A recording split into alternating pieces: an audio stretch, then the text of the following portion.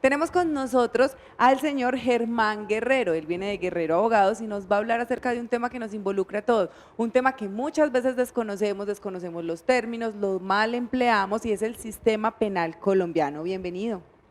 Muy buenas tardes, Carolina, Joaquín, muy buenas tardes. Bueno, el día de hoy vamos a hablar del sistema penal colombiano, así que vamos a estar resolviendo todas las dudas e inquietudes que tengan los televidentes frente a estos temas. Eso es muy importante. Todas las personas que se quieran comunicar con nosotros nos pueden escribir al WhatsApp, hacernos la pregunta por medio de un audio al 301-7020990 y al 234-8198. Pueden hacer una llamada telefónica y consultarle lo que deseen al doctor Germán. Bueno, lo primero es que vimos por ahí que el sistema penal, como todas las leyes de todos los países, ha ido cambiando con el tiempo, ¿cierto? Lo van actualizando, lo van, digamos, arreglando la normatividad. Por ejemplo, hay delitos tecnológicos que no existían hace algunos años, por poner un ejemplo. Entonces los gobiernos tienen que ir, sentarse y decir, bueno, ¿qué pasa cuando uno monta, por poner un ejemplo, una foto de un menor en redes sociales? Eso hace 40 años no existía, pues porque no estaban, y ahora entonces han tenido que ir actualizando. Vamos a empezar por el principio, vamos a empezar explicando qué es el sistema penal colombiano. Bueno, básicamente en cuanto al sistema penal colombiano estamos hablando de un conjunto de normas que lo que hacen precisamente es entrar a sancionar conductas que son reprochables para la sociedad, es decir, también llamados delitos. Un robo, por ejemplo, en la calle. Por ejemplo, cójalo. Un hurto. Eso, sí, un hurto. Un hurto. Sí. Lo que pasa es que en el hurto tenemos entonces que, vamos a poner un caso hipotético en el programa.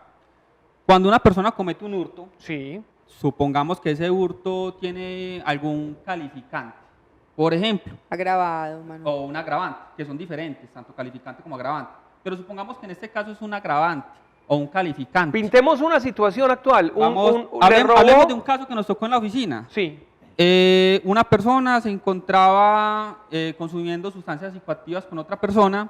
De un momento a otro llegó la policía y los estaban sindicando de que habían hurtado una moto por medio de violencia. Sí. Entonces se les imputó el delito de hurto calificado y agravado en la modalidad en que fue desarrollado el mismo, y dentro de las 36 horas siguientes tuvieron que legalizar esa captura.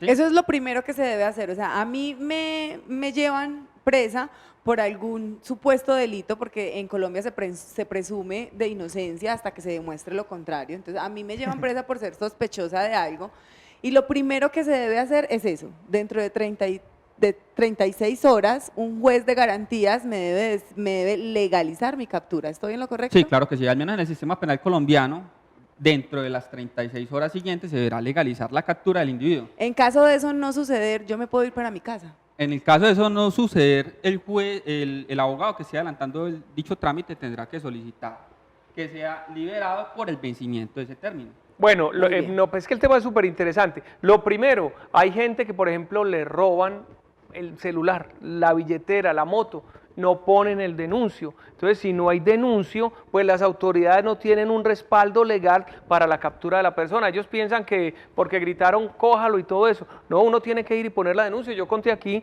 que cuando a una sobrina le robaron el celular, me tocó ir a la fiscalía como testigo. Entonces, si uno no ayuda con la ley, la persona queda libre. Eso es lo primero. Claro que sí. Lo primordial para que el sistema pueda operar es que exista un denuncio para que pueda existir una investigación y obviamente establecer todo el elemento material probatorio por parte del delegado o la delegada de la fiscalía, que es el ente acusador. En el caso de la moto, que esté la moto, por ejemplo.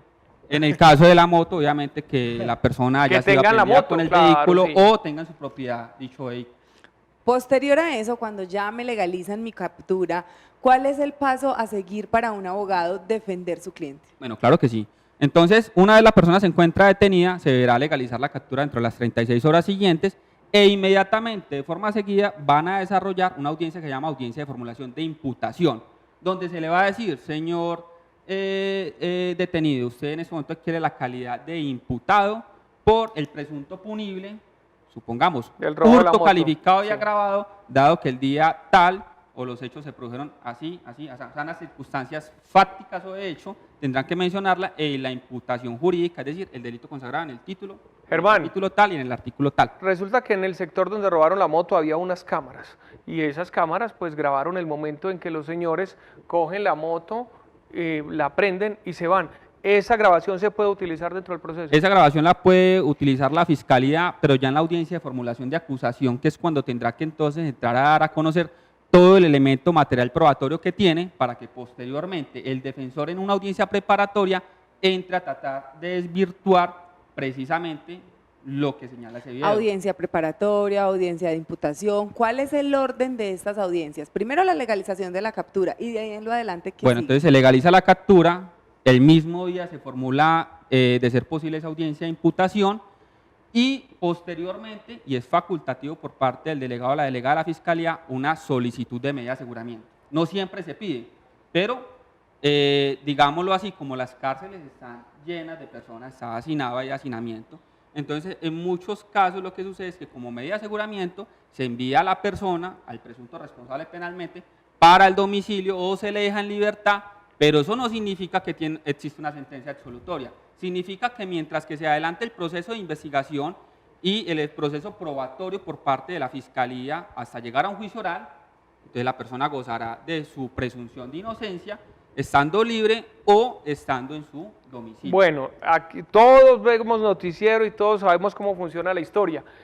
Cuando no se le pueden imputar o por lo menos legalizar esos cargos en un determinado tiempo, a la persona hay que dejarla libre. Es decir, si usted no me prueba por qué me capturó, me tiene que dejar ir. ¿Así Vencimiento funciona? de término. Sí, claro que sí. Así Si no funciona. se le hace la audiencia de legalización dentro de las 36 horas, estamos hablando de un vencimiento de término. Si sigue retenido posterior a las 36 horas, entonces el abogado defensor tendrá que adelantar un habeas corpus para que esta persona quede inmediatamente en libertad. Y como lo venía diciendo, entonces vamos a legalizar captura, formulación de imputación, posiblemente o no una solicitud de medida de aseguramiento porque es facultativo, como lo había mencionado, y ya posteriormente entonces vendrá una audiencia de formulación de acusación, donde el delegado o la delegada de la Fiscalía va a entrar a exhibir todo el elemento material probatorio que tiene contra su cliente o prohijado, y posteriormente, o sea, es decir, en otra audiencia, el defensor podrá en una audiencia preparatoria entrar a tratar de desvirtuar ese elemento material probatorio, la prueba lícitamente obtenida por parte del delegado de la Fiscalía, y posteriormente entonces ya vamos a ir a un juicio oral en el cual entonces ya lo que se tendrá que desarrollar es unos alegatos de apertura, unos alegatos de conclusión y el juez ya tomará una decisión. Estos 4 juicios, ¿en qué tiempo deben llevarse a cabo? Bueno, dependerá el tiempo, el término de las conductas punibles, si es solamente una o son varias, y adicionalmente también dependerá si es uno o más los autores o posibles autores o partícipes del delito. Entonces, cada caso es relativo. Germán, no es lo mismo robarse un sándwich en una tienda que asesinar a alguien. Lógicamente, de acuerdo al hecho, está pues la pena. Está la pena. Sí, claro, obviamente el Código Penal señala no solamente en algunos casos, pues no solamente unas sanciones de carácter económico, sino también pena privativa de la libertad. En algunos casos son solamente multas, pero la mayoría de los casos llevan los dos, tanto pena privativa de la libertad como también el factor económico. Bueno, pero cuando yo me robo un sándwich y al mes me vuelvo a robar otro sándwich. O sea, ¿cuántos sándwiches No, te has robado, Joaquín? A lo que voy es que cuando uno comete varias veces un delito, Una conducta sucesiva. una conducta sucesiva, entonces le suma puntos, por decir algo. No, o sea, la conducta ha sido reiterada. Lo que pasa es que vamos a determinar si la conducta es reiterada o no para efectos de hablar de una posible prescripción de la investigación. Pero son cosas completamente diferentes. Por eso no, al ladrón que sueltan, que dejan libre, sale a robar otra vez y lo vuelven a agarrar y lo vuelven a agarrar. Aquí hay ladrones que deben haber agarrado 20 veces robando, me imagino. La pregunta que yo supongo que está haciendo Joaquín es que si me vuelven a agarrar cometiendo el mismo delito, eso... O otro diferente. No, claro, obviamente existiría una reincidencia y habría que analizar en qué circunstancias está produciendo. Por ejemplo, supongamos que el abogado defensor consiguió para su cliente el beneficio de la domiciliaria. Sí. Es muy común en nuestro país por el hacinamiento carcelario, porque también supongamos que la pena no es tan alta, supongamos que la pena es de 5 años y en dicho caso entonces se le logra conceder ese beneficio de la domiciliaria porque el delito no se encuentra dentro de los privados. Sobre todo porque si hay es unos privados, político, unos si es de la delitos élite del país. que no permiten beneficios y están dentro del artículo 68A del Código Penal. Por ejemplo, el hurto calificado. El hurto calificado no tiene beneficio de domiciliaria de forma inmediata, según lo establecido en el ¿Y artículo qué 68A. significa calificado? Bueno, hay unos calificantes dentro del código. Entre esos calificantes, ¿cuáles tenemos? Por ejemplo, que el hurto se haya producido en este caso directamente con, daño o rompiendo elementos esenciales de lo que se está hurtando. Por ejemplo, se van a robar una fuente de chocolate y en esa fuente de chocolate tenía un pin de seguridad, dañan el pin de seguridad para poderse llevar la fuente de chocolate. Esos pines que pitan pues a la salida de los almacenes. Eso tiene un agravante. O las Sí. ese tiene un calificante. Un calificante, ok. ¿Cierto? Entonces, por ejemplo, cuando se produce Rompa una vitrina para robarse una joya, por ejemplo. o se mete a una casa por medio de ganzúa o Ok. dañan las puertas. Entonces, esto hará que en uno u otro caso el delito sea agravado, sea calificado, teniendo de presente, Carolina, que indiscutiblemente si el delito es calificado, el artículo 68A dice que no habrán beneficios legales para este tipo de delitos. Cosa contraria sucede cuando el delito, por ejemplo, es agravado. Sí se podrían obtener unos beneficios. Habría que ¿Cuándo analizar está cada agravado caso en particular. ¿Cuándo es agravado un ¿Cuándo delito? es agravado un delito? Bueno, los delitos, cuando se hablan de agravados es porque ya viene, digamos, una cierta violencia sobre las personas que están poseyendo esos objetos. Por robar Por un ejemplo. celular lo hiere, por ejemplo. Bueno, ya lo que pasa es que ya habría un concurso de conductas punibles, porque si por desarrollar un hurto te van a causar unas lesiones personales, entonces ya son 2 delitos que tendrá que imputar. Pero a ver, entonces el no fiscal. entendí. O sea, si yo rompo una vitrina para robarme algo, me dan domiciliaria. Pero si yo agredo a alguien por robarme algo que es agravante, entonces no me dan. ¿O es al contrario? Es correcto, cuando el delito es calificado no es posible la domiciliaria en principio. Y digo en principio ¿Y cuando es agravado? porque el artículo 38G del Código Penal también señala que si usted cumple la mitad de la pena, podrá acceder a la domiciliaria, pero habiendo cumplido la mitad de la pena. O sea que digo que en principio no es posible porque así lo establece el artículo 68 Eso es cuando es para calificado. algunos delitos. Ok. Este delito en el caso en concreto en el que estamos hablando no está excluido dentro de los delitos del 38G, razón por la cual sí sería posible, pero siempre y cuando cumpla la mitad de la pena intramural, es decir, en centro penitenciario y carcelario. Pero me sigue pareciendo muy chistosa la ley. O sea, si yo rompo una vitrina, tengo que cumplir la mitad de la pena para poder ser excarcelable, o sea, para poder ir a domiciliaria, ¿verdad? Pero si yo agredo a alguien, sí puedo pedir de una vez la domiciliaria, eso es lo que estoy entendiendo. Uno la puede solicitar, pero lo que pasa es que dependerá de la cantidad de pena. Si, por ejemplo, la pena es inferior a 8 años, podríamos solicitar una domiciliaria, siempre y cuando no esté excluido ese delito dentro del artículo 68A del Código Penal.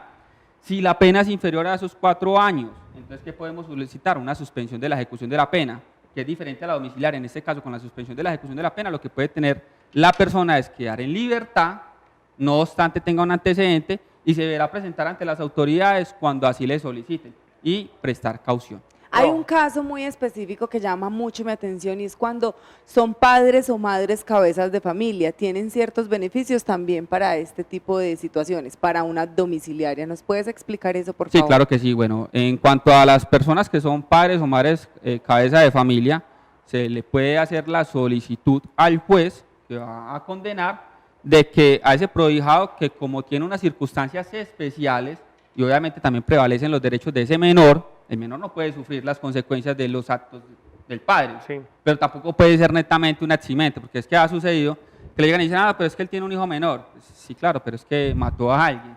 Entonces, lo mató con sevicia. El artículo 68A dice que el homicidio con sevicia no tiene beneficio legal. Ay, Dios. Entonces, en ese orden de ideas, cuando sucede ello, dependerá en este caso, supongamos en el caso hipotético que estamos mencionando, homicidio con sevicia, no está excluido en el 38G, entonces va y paga la mitad de la condena en intramural, es decir, centro penitenciario y carcelario, y una vez cumplida esa mitad, pues que esa persona solicite una detención domiciliaria para que la otra mitad la purgue en su casa. ¿Quién dice eso? La ley. Bueno. No es que el defensor se lo invente, no, la ley lo crea y por eso mucha gente dice, no, es que la justicia está hecho un caos porque los abogados defensores buscan argumentos para poder sacar a sus clientes en libertad. Los abogados defensores trabajan conforme a lo que está establecido en la ley.